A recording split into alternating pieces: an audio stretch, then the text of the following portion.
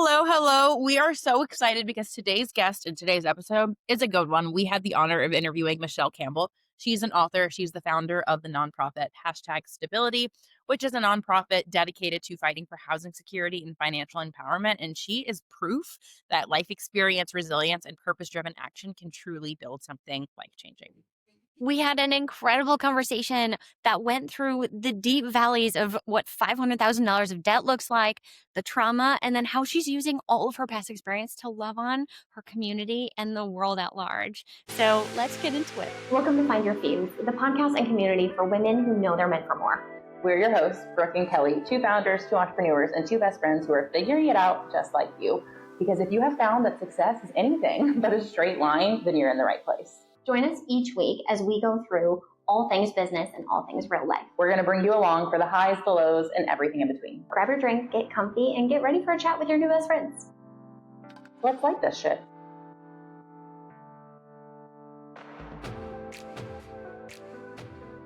To another amazing episode of the Find Your Fuse podcast. We are blessed, beyond blessed, to have a guest today. Her name is Michelle Campbell, and she is all things amazing. She really takes leadership to that next level. We're excited to jump into her story, financial literacy, and really how she's just making the world a better place. And she has a book happening. So we're excited to dive into that as well. Welcome, Michelle. Thank you so much for having me, Brooke and Kelly. You guys are absolutely amazing.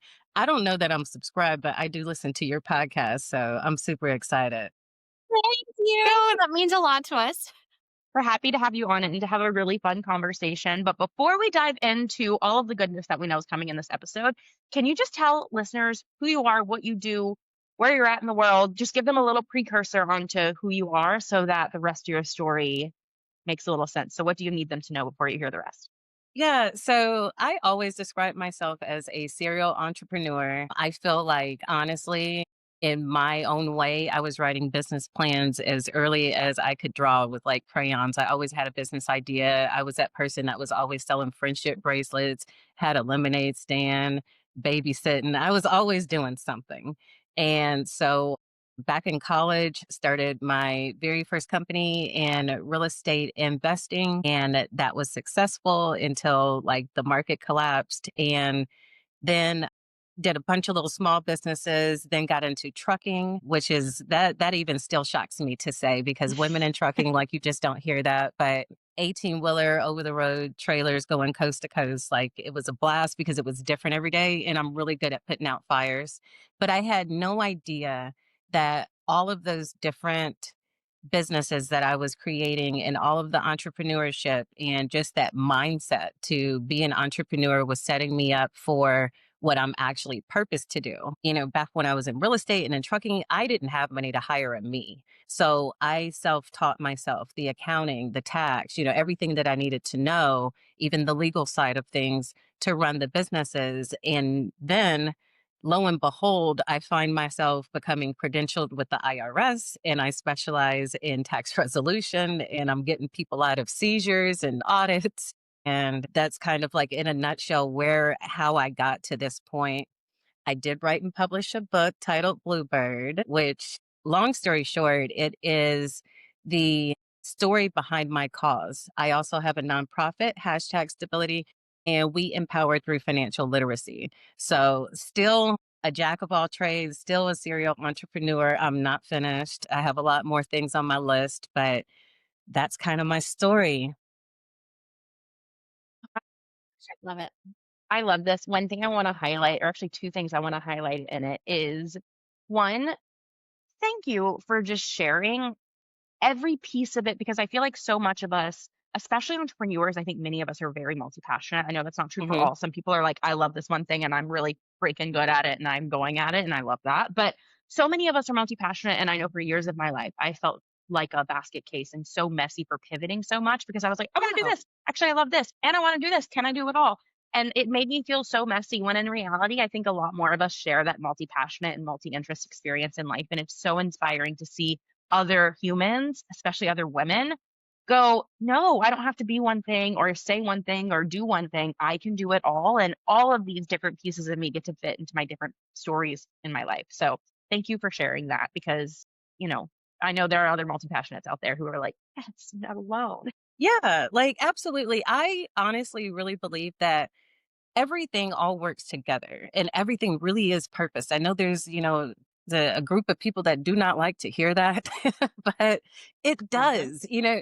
When I thought back about all the different business ventures that I did and all the companies and all the networking, all the each little piece gave me something to get to where I am now. And, it doesn't have to be because of a college education or because you're inbred in it and it was in your family and you just kind of, adopted it down the lines. So, and I mean, I get bored, honestly, that's the truth. And so, Me too. if you want me to be honest, it's so like if I can't, I am that like climber, and so in everything that I've done, like I've like strived to reach the top, and once I get there, if there's nothing else for me to do, I'm gonna pivot and do something else because like I just cannot do the same old all the time. Like I get super bored.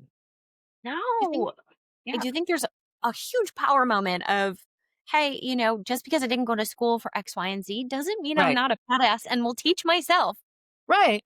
I think that is such an entrepreneurial grit Hmm. mindset that I don't think a lot of people are born with. And the fact that you're like, I get bored and I'm going to start new. I guarantee there are people listening that are like, I could never. That's so much like I need to be in this one job forever. Like my dad, he's Right. he's a CFO, has Incredible. been in accounting since high school, and that's Hmm. it. If he went into I don't know what he would do. I think he'd actually probably lose it. But he's amazing at the one thing that God made him amazing at, which Right. is Right. but I think that's such a beautiful point just to cover that grit that you have to be like, I've done this, this, this, this, and this, and it's okay because I taught myself all those things. I love Right. it. Mhm. That is also a skill that I think I take for granted as an entrepreneur because I think Mm. since I have that skill, you have that skill. Like I'm friends with many entrepreneurs as well. So like I take for granted to assume most people have that skill of self-teaching and going, I want that. I'm gonna figure out how to do it. And like I'll ask a question if I have to, of course, but also like I am down to get dirty and be a student of YouTube and Google and like figure this out. Hmm. And not everyone has that. And it blows my mind every time because I'm like, what do you mean you can't just figure it out? But what do you Right. mean? Right. Like, it never crossed my mind that, oh, I need to go to school to learn this. Like, I've always been the kind of person where if I don't know how to do it, I'm going to figure it out. And so that's my answer. Like when I talk to people and they're like in such amazement of something that I've done, I'm like, but I didn't know any of this before. Like, I had Mhm. no knowledge. I just figured it out. I made phone calls. I did research. Back in my day, I was going to the library. I'm sorry. And like Yes. I didn't have Google, not in the Yes. beginning. And so, but you figure it out. And I just think that, I've just always been passionate about doing something, like if it pops in my mind, I'm so quick to go on the state website and lock down the name reservation and get an LLC, even if I'm not moving on it this year, just because I feel like, it popped in my mind for a reason. This is something that, yeah, could be interesting, could work out, could not, but you don't know if you won't try. 100%. And I feel the exact same way. It's like move on that idea now before it's gone and you Hmm. can always Hmm. recircle when you actually want to see it And through. the university give it to somebody else if you don't move on it, and you'll be sitting Correct. there saying, "I had that idea." The Mhm. amount of times that has happened, even with small things, like not even big businesses, but like an idea Mhm. for social media. I'll sit on it and I'll sit on it and I'll sit on it and I'll be like, yeah, I'm going to make that. I'm going to make that. I'm going to make that. And then a month and a half passes and I see it going viral for someone else. And I'm like, damn it. But it's true. Like you need to move on those ideas. The last thing I want to like, the thing I want to nod to or speak to for a quick second before we dive into like the duality portion of our podcast is I think it's so fun hearing everyone's stories about like the little baby entrepreneurs in them because I feel like Yeah. it is so easy to spot an entrepreneur because all of us in our childhoods have that one story or two or three where it's like we were trying to sell anything and everything or turn something into a business as it's like as a little tater tot. And I think it's so funny. Yeah, and I think, honestly, parents and teachers should pay more attention to that. Yes. I can't even remember what the group was called. It was something in high school, and they were basically kind of teaching you how to be an entrepreneur. We made like these little candy jars. I can't remember what the little group was called. They still have it in the schools. It's like Mecca, Deca, something like that. I can't. It's Deca. I was in that.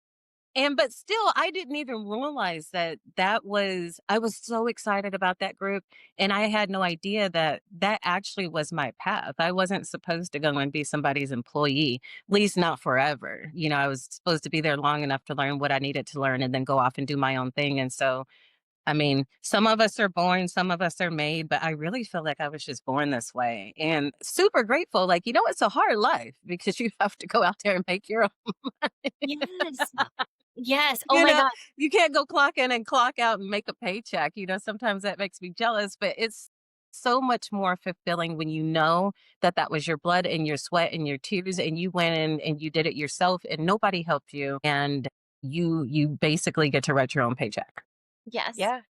Oh my gosh, I'm so obsessed. So Deca's the reason why I'm an Yeah. entrepreneur. See, Yeah, I shout was out in to business in high DECA. school and college, and it shaped me as a human being. And so I love that. I was about to say, is it Deca? And then you said it. Like, yes, I Micah. knew it was one of them. And now like I'm like, dude, in my head, I'm like, I need to reach out to a high school and see if I can go in there and help out. Like help Yeah, them. Well, that'd be amazing. yeah, they do. Just to reach Honestly, back.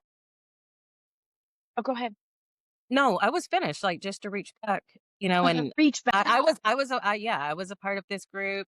I'm excited for you teenagers. Like, let's talk. Let me help you, get in more inspired and, like, what ideas do you have? Because these kids are smart. They're building robots and stuff. I don't think I was that smart, but I It's a had a different business time. idea. Yeah. Yeah.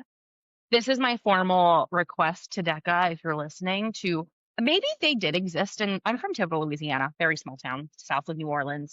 And I had never, when Kelly was telling me about DECA, years ago now, I was like, that's amazing. We didn't have anything like that in my high school, or at least if I did, or if they did, like it was nothing that was very well spoken about because I had no Mm. idea. Because it sounds absolutely incredible. And DECA, if you're not into Middle Louisiana, there's definitely some entrepreneurship down there. Yeah. So we should bring it there. But I think it is just cool because you can really tell. And I agree. I desire it to be something that is more nurtured in kids when you can see it Mhm. because you can always tell. I was scrolling TikTok the other day and there was this person who posted about a kid in their neighborhood who she's 11 and she feels like she missed out on the good old days in the 90s when kids could deliver news. So this little 11-year-old started writing her own newspaper and it's really unbiased. She's literally reporting the news and like gives a weekly recipe, like the local happenings of the neighborhood. And like, it's this cutest thing. And she charges $5 a month. And it's literally printer paper rolled up in a rubber band that she goes deliver to everyone in her neighborhood that has a subscription. And I'm like, that kid is going places. She's 11. Let's And hire I her. think it's the cutest thing. Yes, let's hire her. I think it's the cutest thing because you can really see it in kids and in anyone when it's like, oh no, they have that drive there. Because entrepreneurship, like you said, is not easy. And sometimes I am Right. also envious and I'm like, damn, I really wish I would be happy in just the typical 9 to 5. Because I know that is also hard work, but like Mhm. to be able to clock out sounds lovely. And that is Right. not something you get with entrepreneurship. So Mm. if it doesn't, you don't choose it, it chooses you. Right, right. But I mean, I choose it every I do. day. I would, opposed Yeah. to I wish like the first 20 years of my life I might have gone and worked somewhere that had, where I could have like a pension because I would be done already. And then I could still Incredible. do that. But, I mean, this is my path and I mean, I love it. So, 1,000,000%. I think it's so much fun. no worries. Brooke has a couple cats that live to join our podcast, Michelle. So if you see them, Oh, yeah. they'll just show One of up. them's my lap. I'm writing this Deca down right now. So I want to Yeah, should reach too. out to them. Okay. Just for your knowledge, it has to be brought in by like a teacher. So like if you had like a marketing teacher or like an entrepreneurship teacher, that's how we've had DECA at my school anyway. It was like In a high teacher. school? Yeah. That's how I started. 9th grade. Marketing teachers in high school is a thing? Yeah. I had one. Man, my school needs You to know get the on. other one? The other one was junior achievement. I was in that. You remember Oh, that's that? I that's a don't know good what that one. means. And they We were had kind of like teaching the entrepreneurship type of thing. honor society, but that's about it. I wasn't smart enough for that. I was gonna Well, say I got diagnosed with dyslexia in college and then started making A's being pre-med and engineering. So that means that I could have made A's then, but like no one knew that I learned differently, not even me. And so, but no, I was never on any honor roll society. Was not either. I was not either. Okay, in your we're back. achievement. All right. So, one of my favorite parts of the podcast, and I want to jump into it real quick before we really dive into the rest of your story, is our duality questions, because I really do love getting to honor the duality that is happening in life, the highs, the lows, and everything in between. And I think Mhm. that social media can be a highlight reel. So, I think it's really important to bring awareness to this conversation so that people feel less alone if they're going through the shit or if you're celebrating something really cool. So, on the high peak, if you will, of duality, what's a recent high point for you? A win, a moment of joy, or something that you're really proud of? Well, I mentioned it earlier before the recording started, but I'm really proud of my commitment to my blog because it's a real life present day transparency. And that has been like my topic of choice all year almost. And I'm like noticing it in other people. And, we live in this world where everyone allegedly is keeping at 100. But I'm thinking, no, you're not. Because like the things that you should be transparent about, you're not. And so I just wrote this the other day, we're all wearing a mask that we want the world to see us as, from how we speak, how we dress, the things that we like, the places that we go. But what about the internal? Because that internal sometimes is what's hidden and what you're not being transparent about. And there's insecurity in there, there's shame, there's embarrassment, there's all these different things where actually our goal should be to have your inside match your outside. And that is true transparency. And it's working for me because the things that used to really upset me when people would say something or, just act a certain way, now I can kind of flip it and I'm like, okay, so they're actually really, really dealing with something, but they don't want to take accountability, hold themselves accountable for it. So actually, this has nothing to do with me. And so that's what I'm really proud of because I am being transparent in a blog, which is very hard. It was it was equally hard to write about my past life and all the trauma that was associated in it. But I had already been past it. I had healed from it. So, it was a different kind of hard, but this is really hard to be honest on a weekly basis about something real that I'm going through. So I'm proud because like I said, first I forgot that I even started the blog. And then I kept reminding myself, but it wasn't a commitment. And even though I'm not posting it on time every single week, I am posting it every week and I'm trying to be as transparent as possible. I think that is one beautiful. And thank you for doing that. And thank you for showing the world that it's okay to show up that way. I just want to nod to it is hard, period. And then you're like, but it's Mhm. every week. Every week. So it's not like you're just like writing a book and I mean, proverbially, washing your hands of that. You're weekly reliving things to Mhm. support and love on other people through that. And I think that's beautiful. And that takes a very strong and blessed human being to be able to do that. So thank you. And I'm excited to read it. Yeah. Yeah, it's actually created a lot of not only self-awareness, but just awareness of others and has brought on a lot of compassion where, things used to upset me, annoy me, frustrate me. Now I just feel nothing but compassion and I'm really impressed with just the insight that I have to think about it, to step back, take yourself out of it and think about it and just be honest. And I think that there hasn't been well, there have been platforms for people to communicate and be honest and be transparent, but we're all wearing this mask. And so the things that we should be talking about, we're not talking about.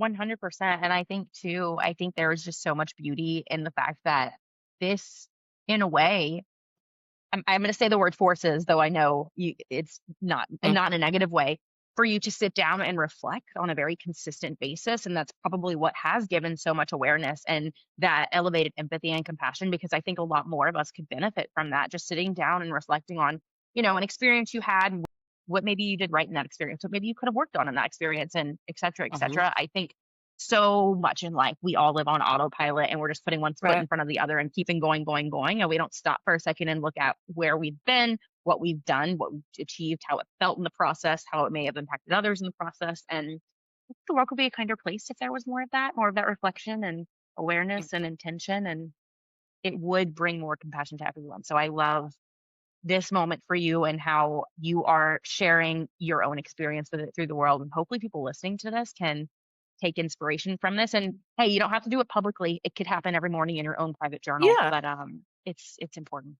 Yeah, all of our everything around us today is telling you to stop for mindfulness. I mean, I've got, my Fitbit, my water bottle going off every 15 minutes but at least twice a day it's like take a pause for mindfulness. And so, it doesn't have to be in the way that everybody else is doing it. A pause really is just a pause in however you want to express that pause. For me, it's like really sitting back, reflecting, journaling, and getting out of my head. I'm so in my head. There's, everything in my head. So for me, if I can just get it down on paper, I'm doing okay. But Nice. I'm the that same. mindfulness, I think we should all pay attention to it. It's I think that it really is healing. I agree. So, on the flip side, I know you said, with the joy and the proudness of this blog, you said it is Hmm. hard. But is there Hmm. anything else recently, like a recent struggle or a low or a WTF moment that you've experienced recently that you'd like to share? So then the low would probably be imposter syndrome. Mm. And I talk about this all the time because I mean, I don't even know how many certifications in different areas that I have now. And I'm always, getting this license and getting this certification. And then I got the credential. And now I'm looking at going back to school. And it's almost like it's almost like it's just been like a checklist on my list and not like real internal appreciation, like a you done good thing. And so I always feel like I'm trying to catch up to something. I don't know what. It's not like I'm, but like I'm trying to catch up. And like that's the low because like if I really let it stress me out, it like overtakes my mind. I'm all in my head about it and I just cannot get past it. But then I am, in a courtroom helping somebody that was about to lose their home from, some kind of tax debt. And I'm proving my worth and my experience and all of my education, or I am having a conversation telling other people how to get out of the financial rut that you might be in because I do specialize in, I mean, I've been there. I at one point was $1,000 in debt. And so listen to me so you cannot make these mistakes. And let me tell Yeah. you how to get out of this. There's just always sometimes like that would be my recent low is having to constantly remind myself that you are where you're supposed to be when you're supposed to be and that you're enough in this moment and to actually appreciate the accomplishments and the things that I've been able to do instead of just chasing the next. It's almost like literally chasing the next, like not taking time to embrace, appreciate, feel what you just did. And so it makes me feel like I'm missing something. Maybe because I didn't go to school for accounting, but I mean, even though I didn't, or, maybe because I didn't go to school for this, or maybe because I didn't, and so Yeah. it's like that whole mind chaos that brings me to a low and it's been very challenging. The month of August, I was, a contradiction to myself every single day, all day, because I'm like, wake up like, yay, it's a great day. Everything's going to be a great day. But I'm really not feeling that, Yeah. you know? So, I mean, that imposter syndrome is horrible, but it's real and it's hard, equally hard. I thoroughly agree. I think that's something that so many of us can relate with. And honestly, you said so many things in that Mhm. chunk just now that I'm like, I feel like I could comment on a million things and we can go on in a million different directions because it really is true. Like so many of us don't take the time to sit down and like appreciate everything we've done. It's that reflection piece and Mhm. realize, holy crap, like I've made it really, really far. Like, sure, yes, there might be eons that I want to go, but that doesn't mean I can't be proud of all that I have done. But I Right. think it's just like taught into us in society these days to it's not enough, keep doing more, what's next. And honestly, it's a practice that can be brought into daily actions, because I'll even catch myself sometimes like on a day off if I'm like there's no reservations to be had or anything. I'm going to try a new coffee shop with my husband or like something very small, not serious. And Mhm. I find myself like rushing. I live in New York, so we walk everywhere. Oh, it's So go, go. normally, huh? It's go, go, go anyway. Yeah, it's a go, go, go energy. And because of that, sometimes like if I hit like a red light essentially for crossing the street, I'm Mhm. like, no worries, I'll bob and weave. I do it with Kelly all the time in Seattle too. I'll bob and weave and I'll cut this way because this light is saying we can walk. And I'm like, we got to get there faster. And I sometimes have to catch myself in that and go, Yeah. hey, there's no need to rush right now. You're off. There's no place you need to be. You can wait at the light for 30 seconds. Might be a nice break, actually. But it Yeah. is so ingrained in our society for what's next. You're not doing enough. Keep going. And Mhm. for anyone listening, if you don't take that time to just sit down and be like, hey, I don't need to rush. I can just be. I can move slowly. It's kind of nice. Yeah. Yeah. I've heard it say like the word no really means next option, which is lovely and really motivating. But also Hmm. when you think about it, you don't sit and analyze that no. You're just like, keep going, move Yeah. on, next option. So it has like kind of like its own duality there of like, yes, that's beautiful, and you don't dwell on the no and you don't move forward, but like just 5 Mhm. seconds to be like, okay, but why was that a no? Because then I can Hmm. learn for said Right. next action. I think that's also crazy important. And yes, preach, say it louder to the people in the back. Those imposter syndrome monsters are so real, Oh my so gosh. real. It gets Hmm. you down. It gets me down. Yeah. If I had to name a biggest challenge right now, that's it. That's it. Because I get in my head about it, regardless of awards and plaques and certificates Yeah. and like it's like that doesn't matter. So yeah, it's Yeah. hard. Isn't isn't that crazy how our minds can take over the narrative like that? Like you have Mhm. everything around you saying the opposite loudly. Like, I have an award for this, an award for this, an award for this. But a little voice inside your head that's like, but you didn't go to school for this. Right. Like it can really creep up, and it's definitely a shared experience. And I also think there's something to be said too, like specifically with the school example and reference. Like you learn so much more in real life and in the day-to-day Mhm. actions of doing it. So why do we all feel so tied into this? But I didn't go to that 4-year education about it. When in I reality, you probably learned way more in your life experience with this than you ever would have learned in college Yeah. for that. Yeah. I don't know. I think that it's because it's pressed upon all of us, like just through society. And, there's almost like a haves and a have nots community within the you did go to school and you didn't go to school. And so if you didn't go to school or yeah, well, I had 6 years of college education, but never graduated. I switched to major and then each year, the first degree got to senior year, I had to drop out because of money. Went back to school for something else. Senior year, I had to drop out because of money. Yes, I do think that I learned more on my own. But then, there's this, I think that individually, the college graduates, they're comparing themselves against other college graduates in how well somebody else is doing. And then on the other side, the school of hard knocks, like we are almost like comparing ourselves against other, well, they didn't go to school either. And they're, doing this. And you shouldn't compare yourself, but it's hard not to when it's in your face constantly. And I mean, the reality is there's always going to be somebody doing better than you, and you shouldn't compare yourself. But it's always in the back of your mind that I think that makes you it kind of forces you, like you said, to want to do more, want to achieve more because you're trying to catch up to something with actually no finish line. Like, what are we running towards? Like, what are you going to be done? And how honestly kind of sad is that when you step back and you feel it and you're like, wait, if there's no finish line, when do I get to just celebrate it? And like Right. I always try to remind myself, I'm like, life is happening while you're looking at the next goal. Like, Hmm. if we don't start getting on board with enjoying every step of the journey, and hi, I am preaching to myself just right now, just as much as I'm preaching to everyone listening, but like, if we don't start getting on board with enjoying the journey and every step that gets us to that goal, then you're going to miss your entire life Yeah. for what, 5 minutes of a celebration? And especially that goal line keeps moving. So it really Hmm. is so true.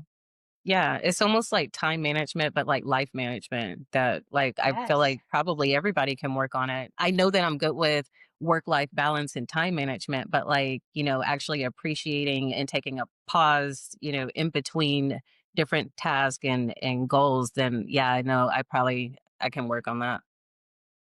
We all can. You are Y'all not can. alone. I know I can.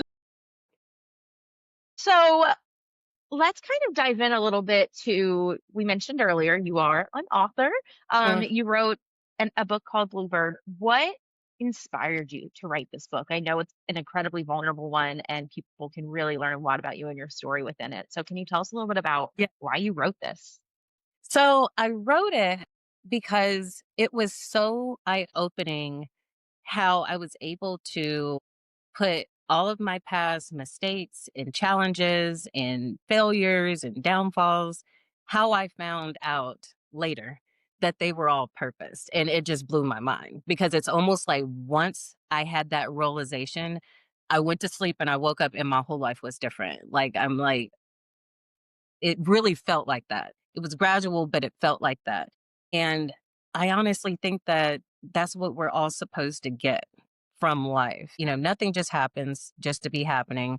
And everything that you've done is purpose, even the mistakes. And so I'm going to start at the end, but then like kind of roll back because then it won't make sense. So in the book, I talk about 5 evictions, 4 repossessions, 3 bankruptcies, 2 abortions, a sexual assault, and $500,000 in debt that no one knew about. I was keeping all of this hidden. So I was extremely depressed and alone, felt extremely alone because, I didn't have any kind of release, no one to talk to. Um, and I just felt like I was like on this hamster wheel. And like 90% of it wasn't because I was being reckless or irresponsible. So it really just did not make sense. I was like, why, what am I supposed to be getting from this? Like, why is this happening? Like when I'm doing absolutely nothing, I'm crossing my T's, I'm dotting my I's, I'm not hanging out, I'm not using curse words, I'm not drinking. I'm like, what's going on? It just didn't make sense. So on the morning of my fourth repossession, I was like, okay, here we go. This is repeating itself again. Like, I mean, and I got to find out why this is happening. And so prior to that, I had started this on again, off again spiritual journey. And, there were times in life that, I would wake up, I would pray, I would study my Bible, I journal. And then there were times that it dropped off and, back and forth up to that fourth repossession, I had like been on this probably for like a year or two on this very dedicated, very strict spiritual journey. And the only thing that I hadn't done is fast because honestly, I just thought that I didn't need to. But I had mentioned it to a friend. He had bought me the book, this book that I requested, and didn't make time to read it because, I'm juggling like 3 or 4 jobs, trying to pay bills, trying to prevent this repossession. Like it just didn't make any sense. But I'm like looking out the window. I'm like, okay, I'm going to try this because I've done everything else. I really am at my rock bottom, my final rock bottom, and something has to change. I mean, this literally is going to kill me. And so I'm not advocate, fasting or even attaching it to a spiritual context. But this again is that moment that everyone should take of mindfulness. So if you will, my fast was kind of a long moment of mindfulness. I went on this, though, 21-day foodless spiritual fast. And by day 13, so in the middle of that fast, I was writing the timeline of events down. I was thinking because I like to understand the whole root of everything. I wanna know, the beginning to the end. I'm very detail oriented. So I'm writing down like when did this start? How did I get here? And as I'm making this timeline, I'm realizing that this was 21 years of my life. How ironic that I'm in the middle of this 21-day fast, that this comes together. But I still didn't get it. So then, as I'm going through the timeline of actually, okay, well, this happened here, and how did this start? Like, why did I react that way? Why did I do this? And I started just connecting the dots. I was just blown away. I was like, oh my gosh. If I wouldn't have experienced that, then this wouldn't have happened. And then this wouldn't have happened, but it wouldn't have taught me this to get me here. And so it was like this game, like almost like this life game that I was able to put together throughout that fast. And by day 13, like just things started changing. Somehow I was able to get a brand new car, even though I had just had my fourth one repossessed. There was like a credit on a utility bill, so that wasn't going to be due for the month. Just things started just manifesting in my life. And so I just knew that I had finally got it. And that's what it was supposed to do. And um, I also realized that everybody's foundation in life is to be financially literate. And I'm not just talking about investing and setting up retirement and being on a budget. There's a whole nother side to financial literacy that we don't talk about, and it's the emotional side and why you're spending money and what that's connected to. And that is in financial literacy, and it's part of your financial maturity. And that was the one thing that I needed to work on. It wasn't that, I was reckless with money. It was that my attachment to money was messed up. And so I was never going to be able to hold on to it, no matter how many jobs. Even if I had like 10 jobs, I was still going to have the same result. So that led me to just tell my story so that I could bring awareness to it, because that is our foundation. Everybody needs to be financially literate, and you need to understand first how you view money and what your relationship to money is, to then be better at then the whole what everybody else thinks financial literacy is, the investing, the retirement and budgeting and doing all of that, using all the tools and the resources. So by the end that I was able to put it together and saw how even the challenges, even the bad things that happened actually were good for me. It made me just realize that I needed to tell this story, because there are a lot of people that would probably, or probably are, filing bankruptcy or getting their car repossessed. And how likely are you to listen to somebody who hasn't experienced it than somebody who has and overcame? And so I really know what you're dealing with. And, my heart goes out, the compassion is there, but hopefully I can help you not have to experience it. And if you're in it, you're not alone. And I mean, chances are other people that are dealing with it. They're just not being transparent and talking about it. And so you feel alone, and you're owning that shame and that embarrassment instead of releasing it and seeing it as part of your path to actually fuel your purpose.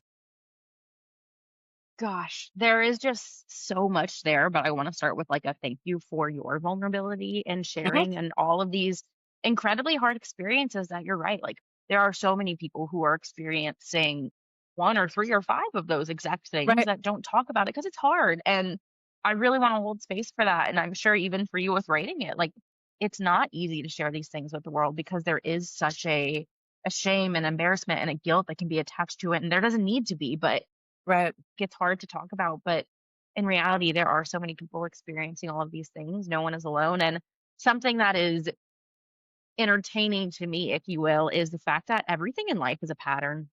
Hmm. Everything in life, like seasons are patterns. It's you can expect fall and then winter and then spring and then summer. Everything in this world is a pattern. And that is true for experiences as well. And if there is, you were talking about your fourth possession, like it really is a moment of going, damn, like how did I get here again? Like what pattern is happening in my life that I finally get to take awareness to? Because then and only then can we change our behavior or our action or our deeper belief, like you said, because we really do all have money stories. And I'm woo woo for sure. Kelly knows this. And I do believe, like, I believe in energy and I believe in the fact that we are all energy. Money is energy, it's currency, literally. And we all have these deeper money stories that either help us hold more of it or help us lose more of it. And it's not until we can kind of figure out what those are and heal wounds within us and really kind of take control of that narrative that we can change our pattern with money and then our experience with it.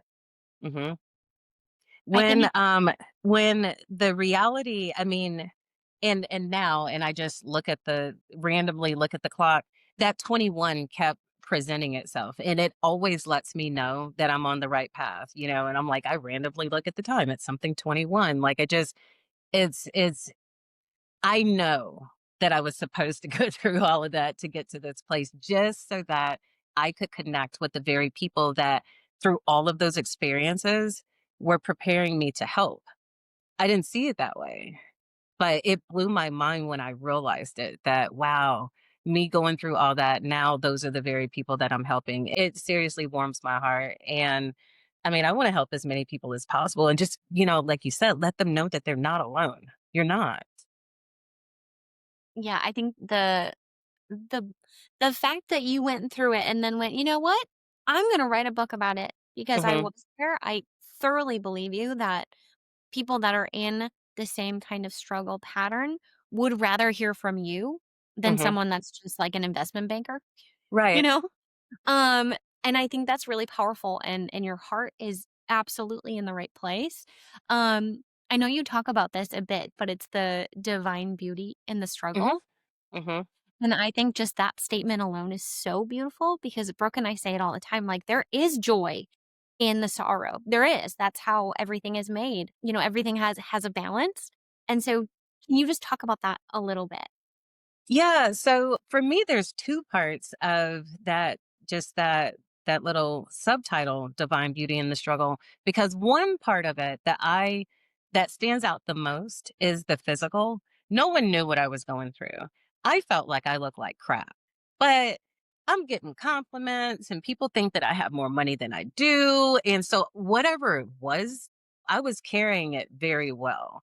But actually that like, I think one of the things that made me the most depressed is because, I think that we all do it sometimes and you judge a book by its cover, but you never know what somebody is going through. And so on the outside, I looked like I was doing great. I used to get so angry when people would, like the little panhandlers on the street would ask me for money because I'm thinking I need to be asking you for money. I'm like irritated by it, but nobody would have known, the magnitude of the things that I was dealing with. So there was beauty there, but there was a lot of beauty in being putting the pieces together and finding out how they were purposed. I say this at least once a week that I know for a fact that I am doing exactly what I was purposed to do because my life just feels different. There's this overall just lightness over my life where there used to be so much anxiety and stress and worry and am I doing the right thing? I mean, I know that we all, am I in the right career? Am I on the right path? But I know for a fact that I am. And that actually, I'm like, like if nothing else happened, then I'm good because all of that was for, it meant something. And so I feel like there is beauty in that and that we all should be striving to find our purpose in life. We all are really good at something or passionate about something or an expert in something. And you don't know it just for your own good. You know it to share with others. And for me, I feel like my purpose was that whole experience and figuring out that financial stability is the foundation for everybody's life. And the challenges that you go through will lead you to your purpose, like pairing those two together. So I feel like that's a beautiful experience. I wish it for everyone because, well, the flip side of that is I could be retirement age and just have had a job and just been working and don't feel like I really fulfilled my purpose, you know?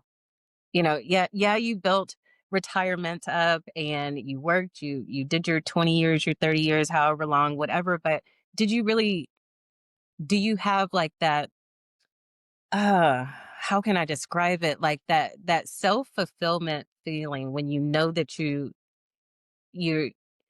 you're doing what you're supposed to be doing, not just going to work for somebody else to make money, but almost like the feeling that you get when you volunteer.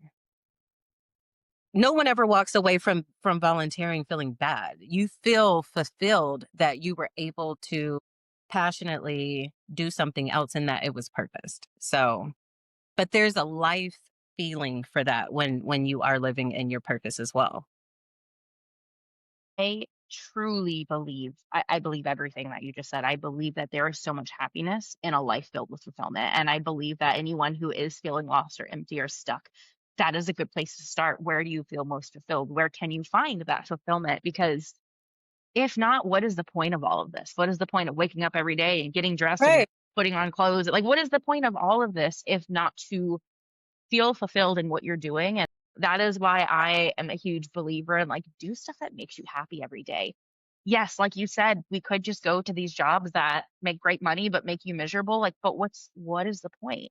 What Right. when you look back on your deathbed, hopefully at the ripe age of 111 or whatever it might be. Actually, I don't want to live to 111, but like, I hope you get to look back and go, I really enjoyed my life and I see the purpose of why I did those things. And there was meaning behind it, not just like waking up every day, living on autopilot and going through the motions. So Going through them. fulfillment, Yeah. I think fulfillment really is the key and standout piece here. Hmm. Yeah. Going through the motions. I definitely don't feel like that anymore. And I mean, it's hard. Like once you know what you're supposed to be doing and you have your path, I mean, the earlier you can figure it out, like I'm fortunate to figure it out now. It would have been great if I could figure it out like 10 years ago. But apparently that wasn't the time for me to figure it out. But that going through the motions, I remember when my life felt like that. And I just had, jobs, wasn't really passionate about anything. And even with starting the different businesses, I was passionate about them, but it didn't feel like it was what I was supposed to be doing forever. Where I know that my outreach through hashtag stability is what I'm supposed to be doing forever and helping just educate financial literacy and hold people's hands and support them. I mean, we all need that. I love it. I love it so much. And it's one of those you get to change lives through hashtag Mhm. stability. Mhm. Um, and I hear people say often, we're just in that rat race of life.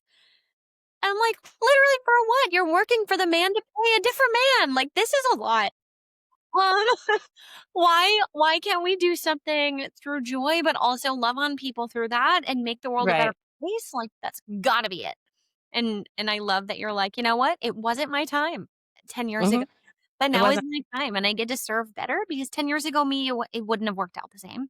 And I totally understand and I align with Mhm. that because I mean, even with Brooke and I, before we fused our businesses together, we had separate businesses and we weren't able to serve in the way that we even both wanted to. See? So that happens. And I pray if anyone's listening and they're like, "Oh, okay, I wish I was here. I'm just not there yet." Know Mhm. that the there yet is coming. Mhm. And clearly you have a divine purpose in the now to Yeah. figure out and learn and grow in that area. Like grow it's like the I've heard it said with like lilies that grow like on lily pads. Mm. Yeah. They're beautiful, but they strive in the water when every single Mhm. other plant does not. Dies, yeah. Yeah, and I think there's just a beauty in that of like everyone is going to go through growth seasons so Mhm. that their amazing season to serve themselves and to serve the world better is coming. But you might not feel it right now. You might be like, this sucks and everything is hard. Yeah.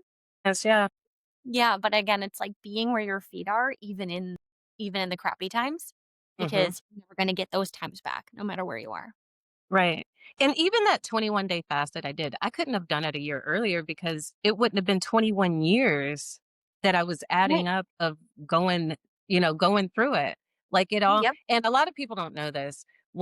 So I started writing over COVID because, we're sheltering in place and there was nothing else to do. And I've been saying, I want to write a book. I want to write a book. And I'm like, why don't I do instead of talk about it? So, started writing during COVID. And in 2021, I was about to send the manuscript off to editing. And I turned my laptop on and everything was deleted. And I was like, oh my God, a whole year of, yeah, okay. I guess this wasn't what I was supposed to be spending COVID doing. So, what do? I journal. And so as soon as I wrote down the date, I was like, oh no, this is perfect because it was the 21st day of the month and it was the year of 2021. And initially, a lot of people don't know this. I titled the book 21 Years of Suffering in Silence.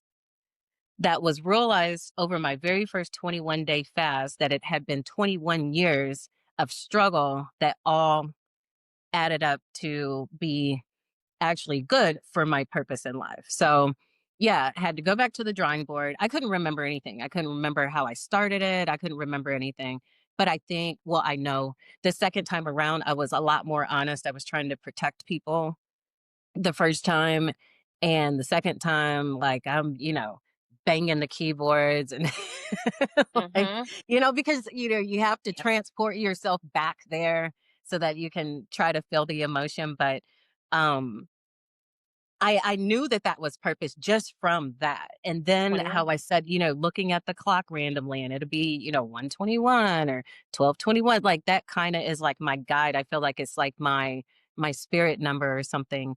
And for 2025 in January, I read that 2025 is the year of the snake. And if we think about Mhm. it, snakes shed their skin and, they don't die or anything, but they're like shedding the old and embracing the new.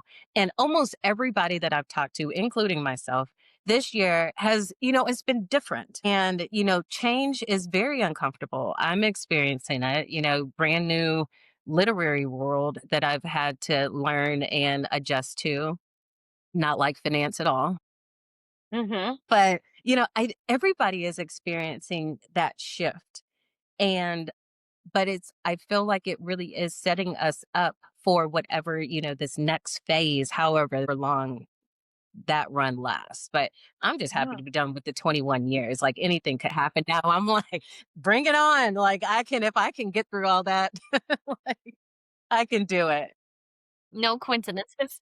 Correct. No, I don't believe in coincidences at all. I think I agree. I think everything is purposed, and the universe really did go control alt delete on you there for Yeah. for the book.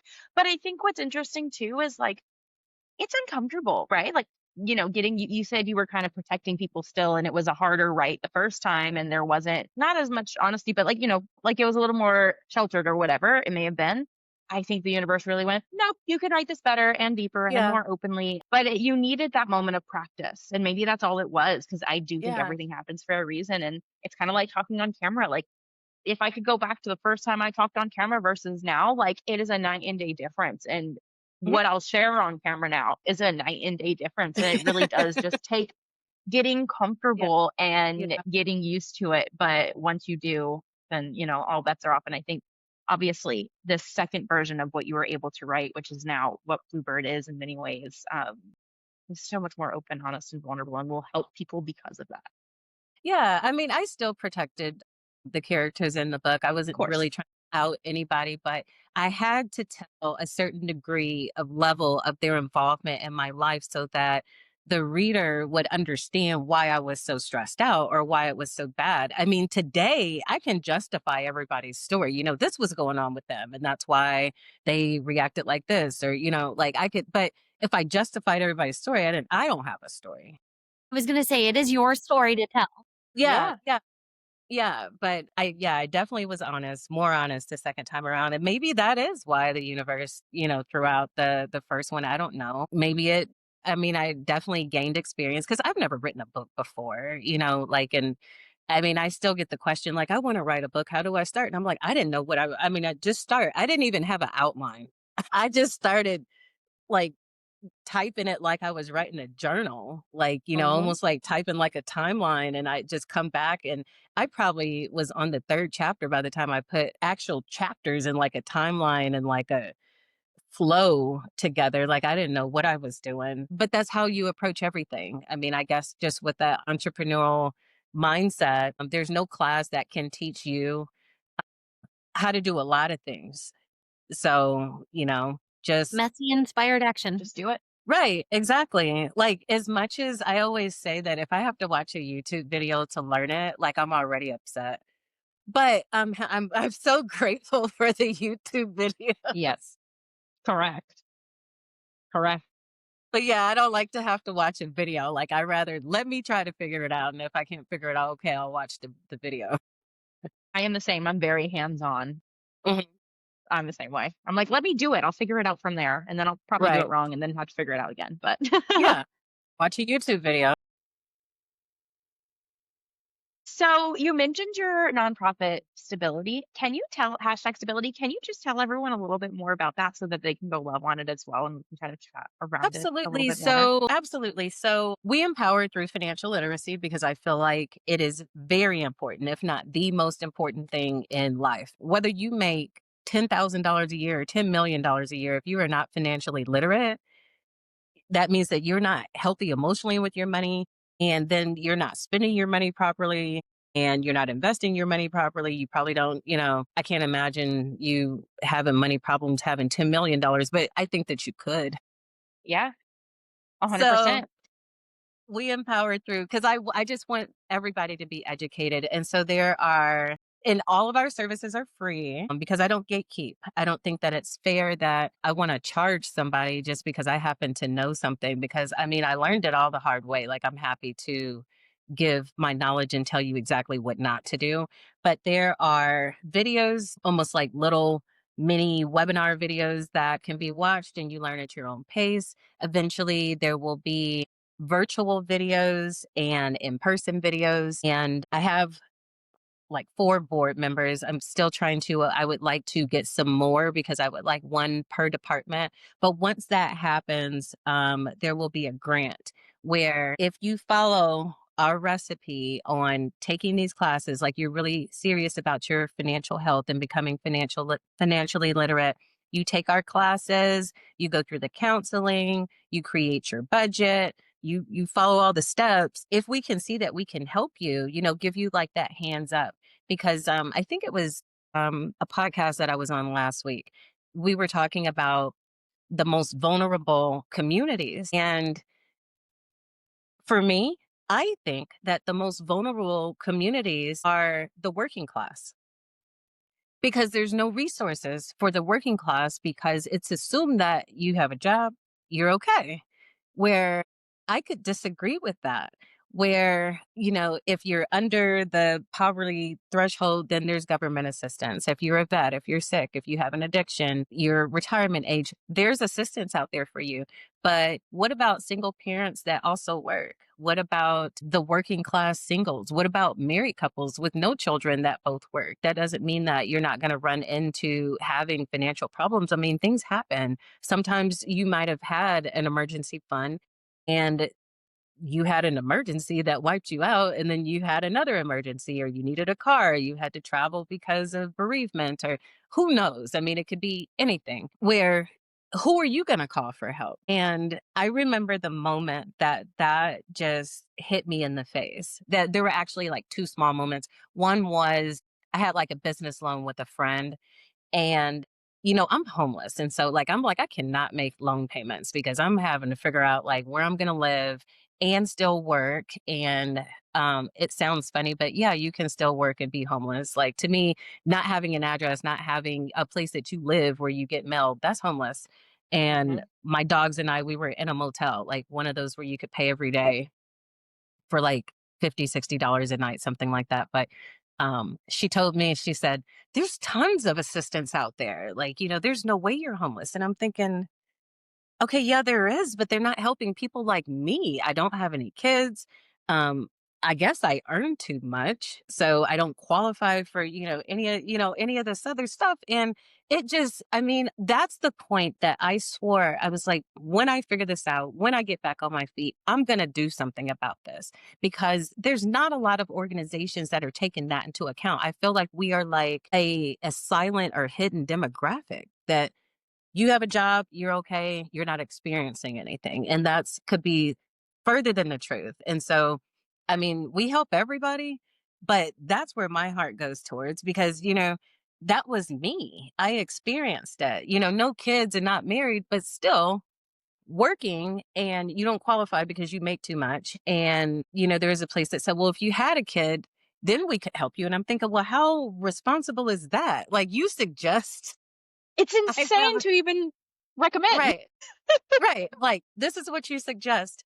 And so that was like kind of like eye opener number 1. It broke my heart. And number 2 was there was a point where I literally thought I was dying. I thought that I had breast cancer or something. I was having the most bizarre symptoms, didn't have health care, of course, because I couldn't afford it. So I wasn't going to the doctor. And my mom like made me swear, like, by any means necessary, like, I'll help you go to the doctor. So found this place where it was income contingent. You have to fill out an application. They tell you if you'll qualify for their benefits. And they didn't believe me that I wasn't reporting all of my income, number 1. And I could feel like almost like it's just uncomfortable tension, like when I was doing the application. But then I later found out when I didn't get a call on the status of my application that it wasn't even submitted because she assumed that I didn't look like I needed help. In the meantime, like I was gonna shave my head because my hair was coming out in clumps. Like I was losing weight, even though like I was eating like just random stuff. But that again let me know that no one should have to, go through anything like this, especially when you're out there trying. And I just really wanted to do something about it. In 2017, I started hashtag stability just on my own, just random acts of kindness to perfect strangers. Like I would see somebody in need and I would show up like this angel. I showed up, this girl was moving once, and I know what it feels like to be evicted and have your stuff on the curb. And so I showed up with a moving truck and all that so that she wouldn't lose her furniture because I know what that feels like. And she's like, "Who are you?" And I'm like, I'm just, I had enough, I don't have enough money to help you more, but I had enough money, the money that you didn't have to rent this U-Haul and, at least so that your stuff doesn't end up on the curb. I know what that feels like. And that just let me also know that I wanted to do it on a larger level because there are so many that middle demographic, the working class needs help. And even if you're not in debt and you're not having to file bankruptcy, you still need the financial literacy so that your money is working for itself. So it's all there. And now, like, I'm like, if I had to go through that to get to where I am now, then, it was all worth it. Totally didn't feel like it. I would have probably gone through it with more grace, but But yeah, but hindsight is 2020. right, right. Gosh, I love that. Okay, thank you. And I'm excited to go look at your videos. Like I thoroughly believe you. I think there's a lot of I've been in very similar spaces where they're like, "Well, you don't look like you need help." What's And that I'm look like, like? What does that even mean? "Yeah, uh you were saying like literally like the doctor story, and I've had basically the exact same story. And I remember leaving and being like, what? Like, what? So anyway, I hear that and I value that and I want to hold space for that alone because there are a lot of people that sure don't look like maybe from the outside that they need help, quote unquote. But they do. We all deserve to have knowledge and the Right. strength and really the literacy to set ourselves up for success. Everyone deserves Hmm. that. Hmm. Period. And I love that you're doing that without any gatekeeping. That's beautiful. Yeah. Yeah. I mean, I have a problem charging my clients sometimes because like I feel your story. Like I'm like, I know I got bills to pay too. I know your Mhm. situation and I really don't want to, I really don't want to charge you, but just something that I happen to know. And this was something that I went through and learned from to know. Why would I charge for that? Like to me, that doesn't make any sense. Like when, information should be free. I mean, we sure one day we're going to have to pay to Google, but until that point, Not Yeah. speak that into existence anytime soon, please.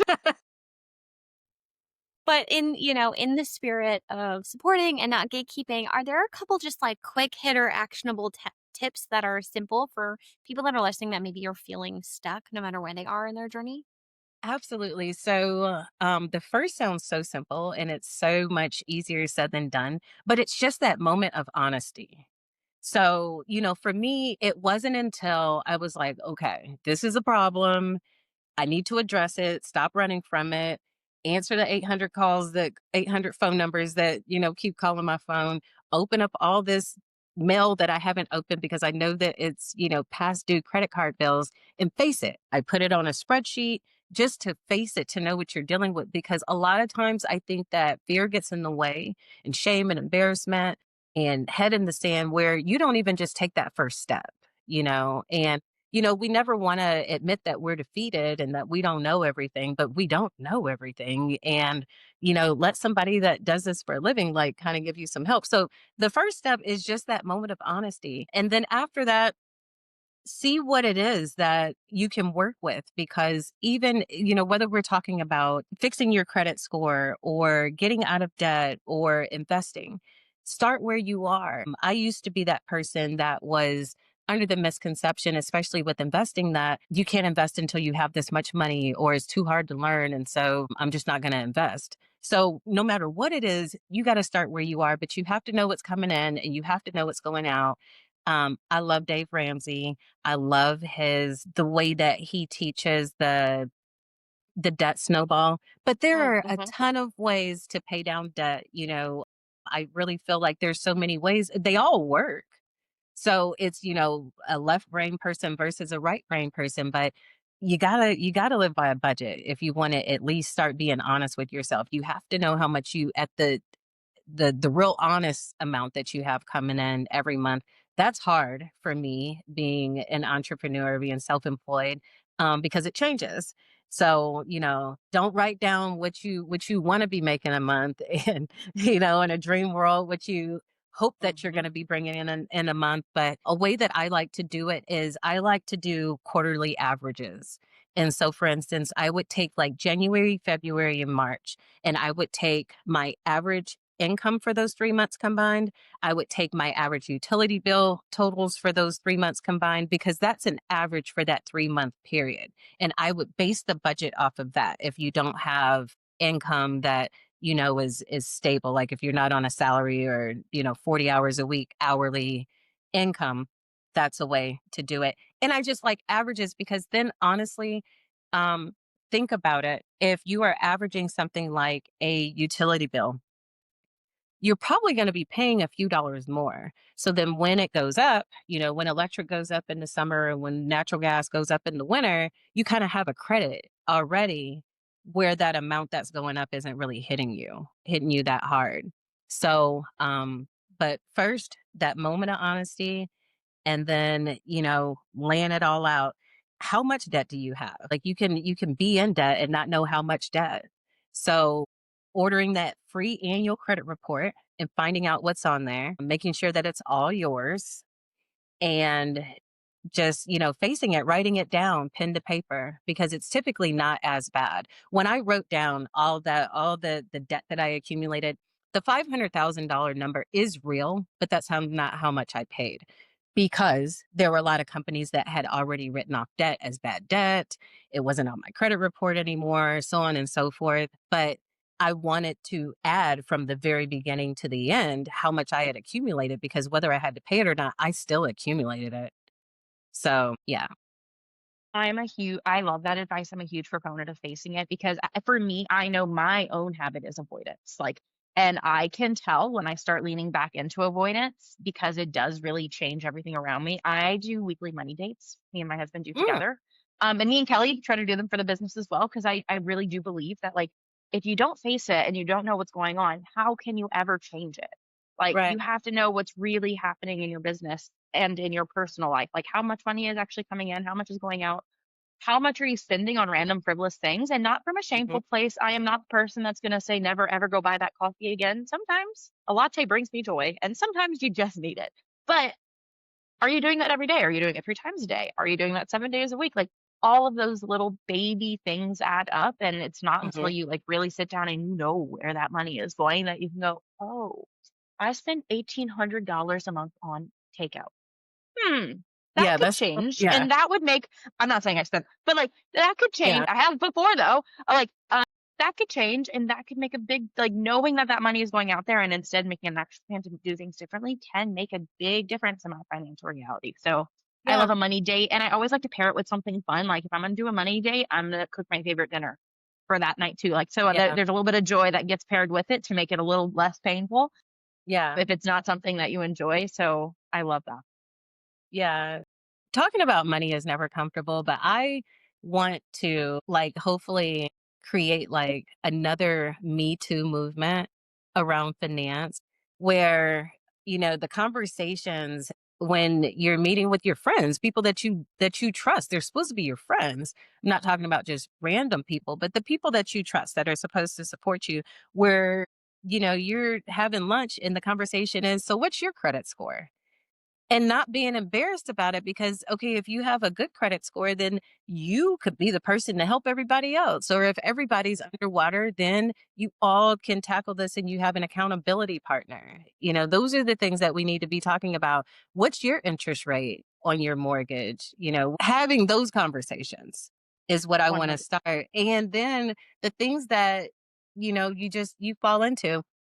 my attorney was so mad at me that I filed bankruptcy, and I only did it to keep a car. I didn't have enough debt to file bankruptcy, but it was the only way I could keep a car. And I had to do it 3 times because I kept defaulting because the car kept breaking down. So I was like, if I don't fix the car, then I can't drive it so that I can make money. And if I make the payment, then the car is broken and I can't make money. Like, which one comes first? And Yeah, so right. um yeah, but and while I was in it, when I was going through it, I was super embarrassed by it. But now, like, I'm just like, I don't care. So, like, I hope to create this me too. Like, I filed for bankruptcy. Me too. Huh? My car got repossessed. Me too. Because I mean, why be embarrassed about it? I mean, it's like the world around us is telling us to be embarrassed, but that's somebody else's opinions that you're agreeing with and you're embracing them to create that embarrassment or that shame where actually if it like in my case it's something that I had to do like I needed a car so I could work period. Yeah. So And there's this why go ahead. Yeah, I was just saying there's this moment that it's kind of like the more you speak about something, the less power it holds over you to where you can Hmm. release some of that shame and that guilt that you don't need to carry anyway. So then you can proceed forward to do something about it and not still sit in that shame and guilt and just feeling like crap about it when that's not useful. That's not going to get you anywhere. Right, right. Yeah, definitely not fixing anything, but just that also reality that I mean, there are things that yeah, you do feel shameful about or embarrassed about, but then I'm always like questioning myself like, do I really feel like this or do I feel like this because of what I'm assuming other people how they would view it if they knew. And it's usually the other people thing because I have a justified reason why I did something and that too when have you heard the expression like my issues have issues? Yes, I have. I was recently just talking about that because, it's almost like a news clip, like, okay, I had to file bankruptcy. But then you don't know the second sentence that, about the why in it. And I relate that to, my issues have issues. Like I filed bankruptcy because I needed a car to drive and it was the only way that I could keep a car. I couldn't get a new car or anything. But without knowing that, all you have is the tagline, I filed bankruptcy. And so you're casting this negative judgment that is making me feel embarrassed and shameful, even though I know that I kind of had a just reason to do it. It's literally like which evil is bigger in this Right. situation to make it not an evil situation. Right. Correct. Oh man. Okay, well, how would you say you tie together resilience, hope, and money management in your own journey? And how do you use that to pose support for others? So, the resilience and hope come from me just being a super spiritual person. I have to get delusional with myself about it and, tell myself the sky isn't, the sky isn't purple in situations because I just never want to be overcome by the stress and anxiety and the worry that I used to live under that caused major depression. So that's where I attribute it to. And I feel like knowing that I'm living in my purpose helps my helps me be more resilient because the last thing I want to do is disappoint other people. Like I'll drop the ball on my own stuff all the time, but I'm not gonna let somebody else that's depending on me down. And it is giving me my why. And I think that that's important when you find your why in life, it helps you get out of bed. It helps you work when Yes. you don't feel like it and, work longer hours when you're tired or say no to hanging out with friends because you have something more to do. So my why has a lot to do with that too, because I really want to, in my own way and in my own right, at least be a part of like this global change of educating and advocating for financial literacy and I want everybody to be okay. I mean, when you're not financially literate, it does a number on your mental health and you're depressed and you can't talk about it or you feel like you can't talk about it to people because number one, you don't want to be the negative Nancy in the room.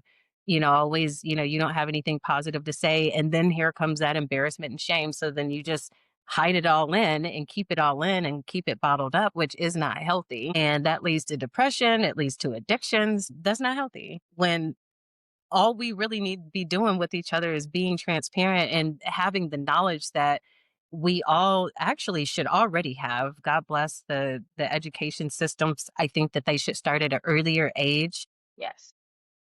I mean, what age? I think I remember how to count money in like second grade or third grade, but not how to manage it, not how to balance, like a budget You're or, never given that. Yeah. We need a life class in like high yeah. school. No, you need one starting like in kindergarten or something, I think, that adds on. But yeah. So, I mean, that has a lot to do with my resilience and it makes me happy. It's not easy at all. Very hard some days, but knowing your why, I think that that is the key. And what was the second part? Just how like money management in your own journey can support. Right. And so my journey is my template for helping people, face to face. Like I have a real life case study to show you and scenario to work with you on, which I feel like is better than anything that could ever be taught. Um, because I already know what you're dealing with on the emotional side, but then I also know what you're dealing with on the financial side. Look, I've been here too. Here are, bank statements, credit card bills, credit report to prove it. So, and these are things that, I mean, we're all one big community. The whole world is. We are, and we're all supposed to be helping each other. And so, if my own personal journey can go and help somebody, then I mean, I feel like I'm doing my part. I adore this, and I feel like this is the most beautiful and seamless full circle back to the beginning of this episode where we were just speaking on the purpose of your blog and writing Bluebird and everything in between. Mhm, And it all comes back to transparency and authenticity and mhm. just being open and sharing. And again, I feel like the world would be a better place if all of us did it more often. I agree with you on that. Yeah. There is so much power in communicating with people and chatting about shared experiences because it lets you realize you're not alone. None of us are alone. There is not a unique thought or thing that is happening in this world. There's someone else out there that can share that experience with you, the good, the Yeah. bad, and the ugly. And there is sometimes a sadness to that, but there's also a beauty to that because there is so much to learn from other people. And I second million everything you said about why, like your why, because it is so true. Your why is what will get you out of bed in the morning and keep you going. And especially as business owners, Kelly and I talk about Mhm. it all the time. Start with Why is one of my favorite books by Simon Sinek. And it's because it really does lead back to it. Like if you're not doing anything for a reason, then what's the point? And Right. remembering your why will get you through those moments where you're like, shit, nothing is working in my favor. But you know what? Mhm. Here's why I'm doing it and here's why I'm gonna keep going. Right. And that's not just for entrepreneurs. Mm-mm, Everybody should have a personal why. 100%. Almost like, have you ever written your own personal mission statement? I don't know that I've actually written it in words, but I do yes, I have one. But it's one of those Mhm. that, like, honestly, I should. Like, maybe I've journaled about it, but I need to, like, write it down intentionally because I kinda can't Yeah. believe that I haven't. But I do have one. Yes. Yeah. I have one that I keep editing because I just want it because I'm gonna like have it posted everywhere and like this is what I'm going to live by, but part of my why is in there and that's what I want it to stand for. And it's not just for entrepreneurs, it's for people. No matter what your life's journey and your life's path is, as long as you are living in your why and doing what you feel like your purpose to do, you can't compare it against what other people are doing. I mean, being an entrepreneur is not for the faint of heart. like you, No, no, it's not. No. that's a lot of Yeah. hard work. I Yes. mean, I think that some make it look easy with posts and videos and the good moments, the pictures, but yeah, there's like a lot of ugly things and mess like behind it, but I mean, you're following your why. Keeps you going. Yeah, I Yeah. think, your why never changes. Your Yeah. how can change, your what can change, the humans that you're serving in that moment can change, but it all goes down Mhm. that why I like to say, like, my personal mission statement is I spread joy one cup of coffee at a time. And so that just it depends on through what? Is it through my marketing knowledge? Is it through this Mhm. podcast? Is it through going to events? Is it through shaking hands, kissing babies in elevators? Who knows? But that is what I say my personal mission statement is. And I think it is so deep into like who I am and how I want to love people in the world. The Mhm. how is those are the tactics. That's the to-do list.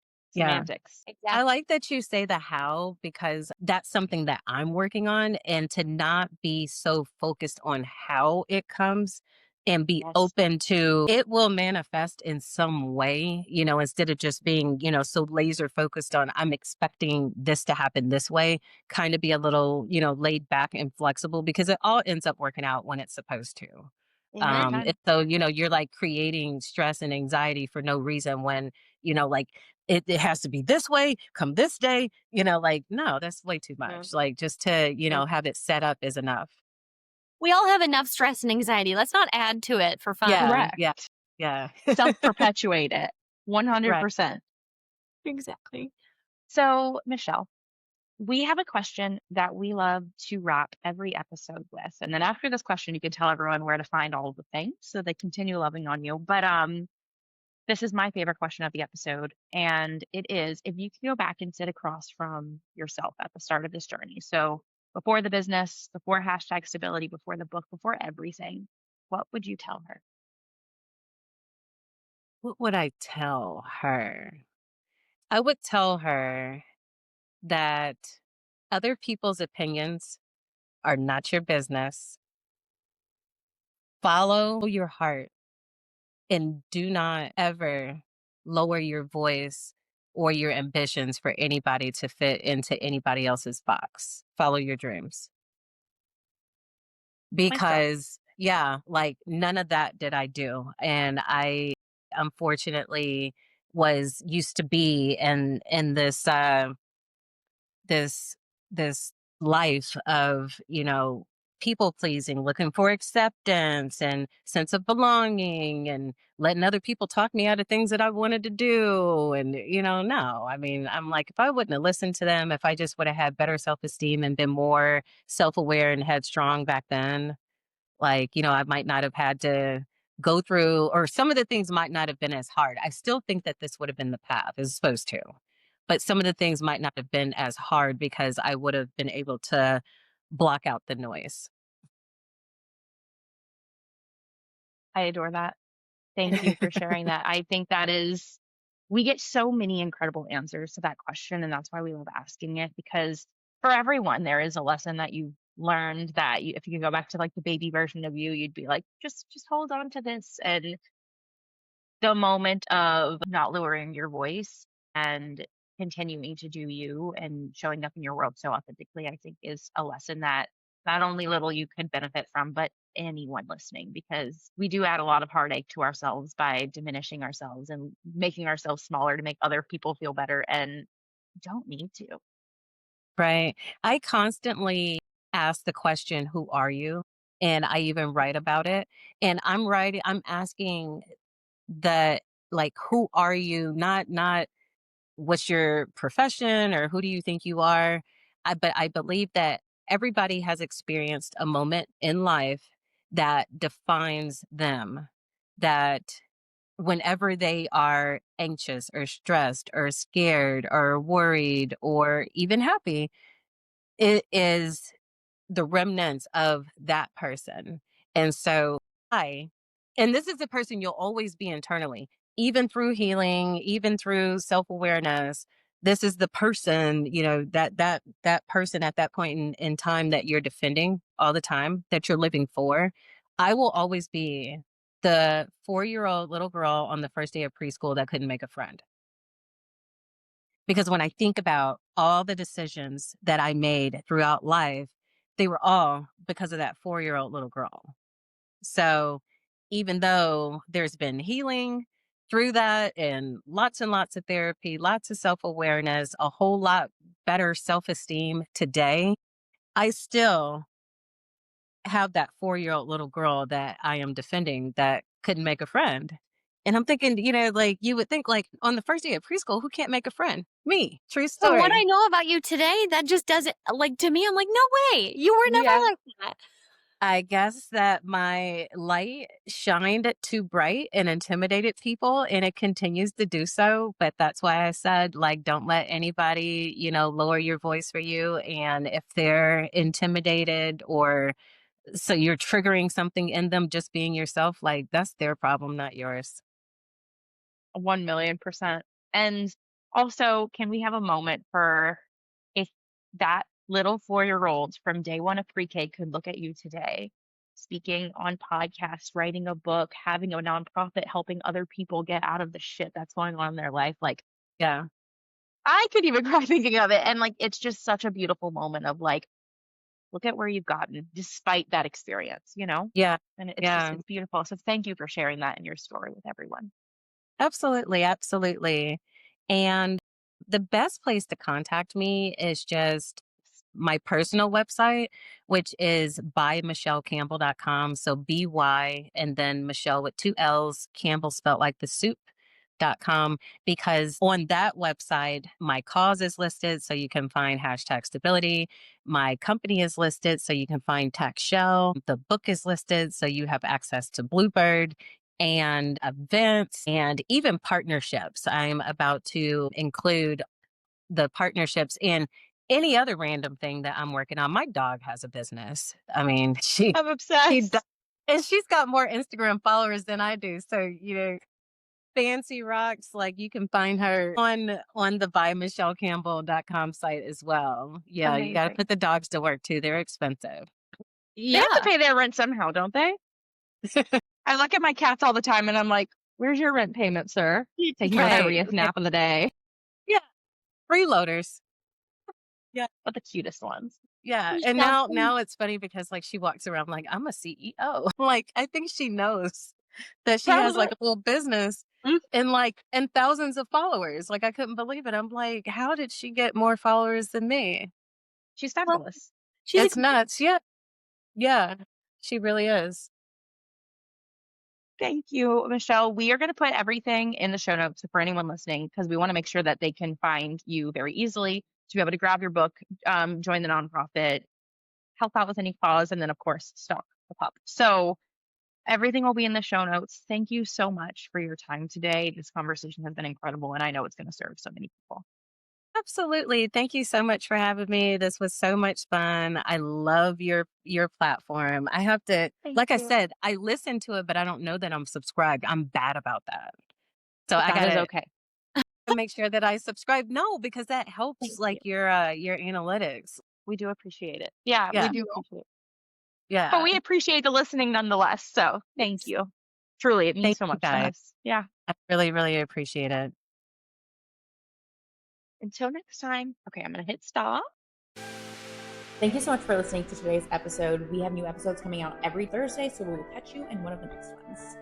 And please take some time, follow us on @FindYourFuse or email us at info@findyourfuse.com for all inquiries and all exciting things that you want to chat with us about. We love building this community and we love you.